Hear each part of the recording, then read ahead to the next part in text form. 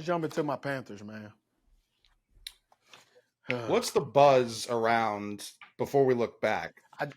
I don't know. I haven't been in town Well, long enough to tell you, constantly but on the I can run, tell I you it guess. ain't no free. Listen, it ain't no free Bojangles. It ain't the sweet tea ain't sweet, right? They using sour lemons to in there. Everything is terrible. It's doom and gloom, bro. It's gonna be 80 degrees outside and people wearing wool sweaters. That's how it is, Is that right? like it's Panthers Bears this week? They just completed the trade for Bryce this past offseason. They're playing against DJ Moore. Is there any like animosity? Is there any level of Who intrigue for this DJ? game? Because nationally there's Um, like I'm pumped for this game. This game only benefits me. it's gonna be interesting to see what happens, right? Chicago Bears, I don't know what they're doing. I don't think they know what they're doing either, right? At least my Panthers, we may be not playing good football, but we know what we're There's a doing, right? direction, yeah. Yes, we know what direction we're going. We also know what direction we cannot run the football. We'll address that later. Okay. Hence left side. But at least we have a consistent understanding of they're checking the box. Look, here's what we can't do. Here's what we cannot do. So let's break down right now Bryce Young versus Gardner Minshew. Gardner's 26 for 17, 127, one touchdown. So before everybody start talking like, oh, Bryce can't play, a guy won a football game with 127 yards. Mm-hmm. Okay, once he was sacked once, average time to throw 2.34 yards, had 8 first downs, quarterback rating 89.7. I love 89, but think about it. If your quarterback rating is 89.7 and you're on a 1-year deal, you are not getting paid when you hit free agency. That's what he had. That's Gardner Minshew, right? And people always say he's always reading. I'm reading my handwritten notes because that's how, I'm just write down as they come. Okay. Bryce Young, 39 for 24, 173 yards, 1 touchdown, I believe 3 interceptions, 10 first downs, 2 batted passes, 1 throwaway. Here's the difference, though.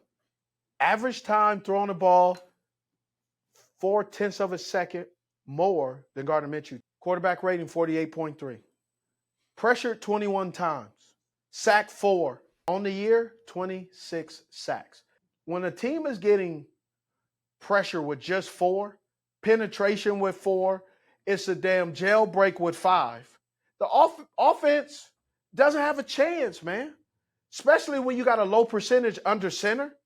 Let's run this play, just kind of show you the constant pressure Bryce is under. Right? Look at this. This is a 10-yard loss. He's dropping back, and so, just deliver the football. How? Now, I don't want to say to take this negative. I got to say it. Man, the dudes in the white jersey is more than those guys. Look, all the jerseys in the white are slow it down after he's sacked, just to show how many people are in the backfield and how many people are not. Anytime you can see the backs of all your offensive linemen, it's a tough scene. That is never good. Listen, 1, 2, you can see. I mean, Icky's out. At least Icky got his guy. He does. But bro, there's a lot of folks. That's like you know what that is? Bryce is the grill. The hamburgers are done and hot dogs, and everybody's standing over the grill. What we got, chef? It is tough. And running a football, they can't run a football. It's pretty clear Chuba Hubbard is the running back of choice, right? They're going with the hot hand. Chuba Hubbard, 16 attempts, 58 yards, right? His biggest run, 20 yards, 2 first downs. Miles Sanders gets in. He gets 5 or 6 carries. They got to be able to stop people from dictating to them, putting Bryce in pretty much shotgun formation the whole time and no ability to run the football. Now, you're saying he's under pressure a lot. His sack percentage isn't as high as you would assume. The pressure has to be a huge part of these turnovers, no? Yes, it does. It plays a part, especially when you're sitting there, dropping back, and there's always if you know someone's going to do something to you and they've showed it consistently, when they walk past you, you're going to at least flinch, yeah. A lot of teams now, they're blitzing, right? I'm not saying that he's not blitzed. They're blitzing. But man, when you can consistently get pressure with 4 and drop 7, That makes it really difficult for the wide receivers to get open because it's more DBs than receivers. I mean, Bryce scrambled for five times, which is great, but that is not what he's known for, scrambling. If you're going into this offseason as a Panthers fan, Off season, how about Thursday? sure. Let's start Thursday first. You didn't got past way too much. Well, brother. because in the middle of the Thanksgiving, season, there's only so much Hanukkah, there's only so much you can Shabbat. fix. I mean, it's so many things that you're trying to skip over. I can't let you. Listen, as the fan on the show, I'm looking towards the offseason for my team. I know Panthers fans are doing the same thing. Of course. You already doing Cinco de Mayo? Goodness gracious. What's there to watch? What's there to watch? You still got Taco Tuesdays? There's nothing to watch.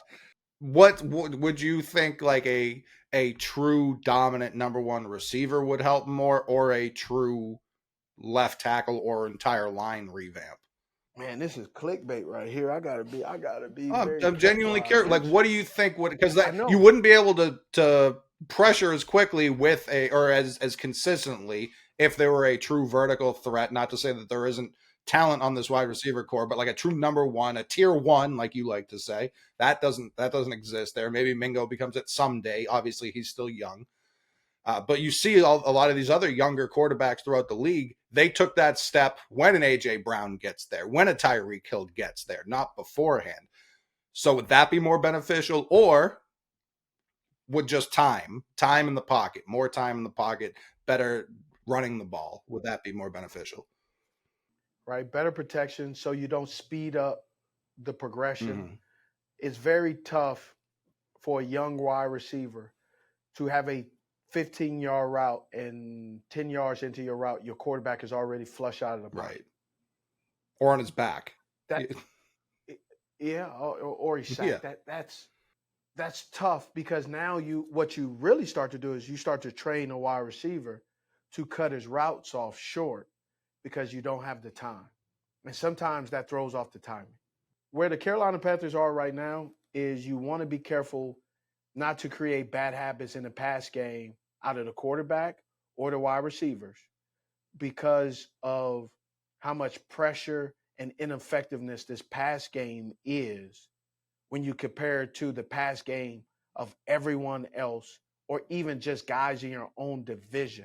Like, you just see all these guys and it's just not going well. You see all these guys running routes and it's just not going well, right? You got to almost be damn near perfect. And that's impossible. You can't be perfect. You got to have protection up front. And you got to have some guys that can run some good routes. And you got to have a guy that has time to throw the football. Well, you don't have that right now. And it affects everybody. Look, if you can't block consistently, and I'm not saying these guys can't block. They're struggling to consistently give Bryce enough time that he can make the right decision. And getting pressure with 4 speeds up everything. Like that's one of the toughest things that teams are doing now is like, look, we'll rather punt it and back them up. Every time the Carolina Panthers have been backed up in all of the games, they rarely get out of that backed up situation. They're generally punting the football. Defense is playing so well. And another trend that I'm seeing, when you know the dam is about to break, is it always generally happens for me is when I'm watching the game, is about that third quarter. That third quarter, it goes this way or it just starts to flatline where all the little small mistakes or nuances or adjustments. And why that happens. First 2 quarters, the scouts, the coordinators, the coaches are all out there taking their notes. And then at halftime, they all come down and the teams go, hey, this is what we're going to do. This is what they're doing on these situations when they're lined up in here, when they're doing that. So make these adjustments and bang, about the third quarter. That's when the dam breaks. That's when it's happening.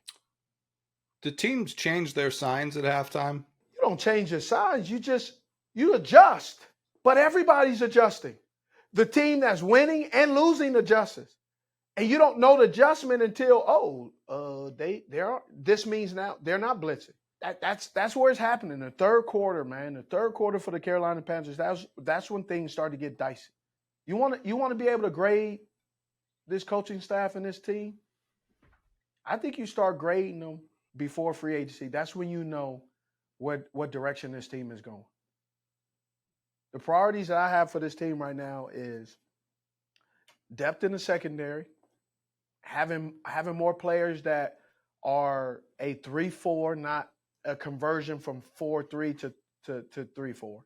Offensive line, tight end play, and I think you go from there.